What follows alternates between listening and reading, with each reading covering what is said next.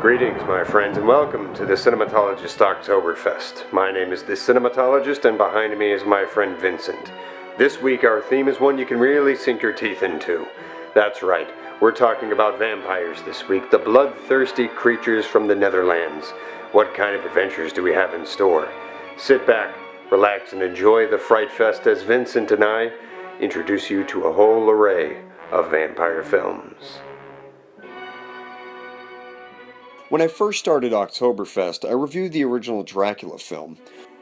All these years later, I think I owe it a little bit more in-depth of a review, especially since this week is Vampire Week. 1931 was a big year for movies. Sound and dialogue had just broken into film in the late 1920s and was taking the film world by storm. People were flocking in huge crowds to get a load of what they called talkies back then, and the silent film era began gradually dying out. This proved problematic for classic silent actors, but also ushered in success for actors with charisma in their voice. Look no further than Bela Lugosi as an early example. Lugosi brought an aura to the screen that captivated these eager audiences.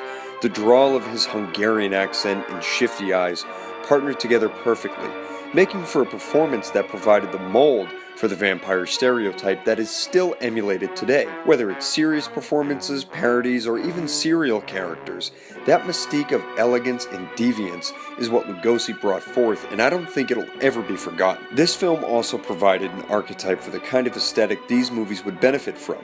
Many have noted the gothic and dingy look to the film has also influenced the general horror film design. Looking through past decades, you can certainly see the aesthetic mimicked countless times. So in terms of performance, aesthetic, and atmosphere, the original Dracula really seemed to set a lot of trends that would become commonplace in horror films. The one thing the average moviegoer might not like about this film is the pace. As an early sound film, there's hardly any music to build tension or help transition through scenes, and this provides for a slow but still somewhat creepy experience. I would argue that the lack of music makes the movie more unsettling and is more effective in making Lugosi's performance more engaging. His haunting tone and drawl make for a hypnotic performance that frightened audiences out of their wits back then. By today's standards, it's an outdated and slow monster flick. It may put you to sleep these days, but it influenced the horror films that keep you awake all night long.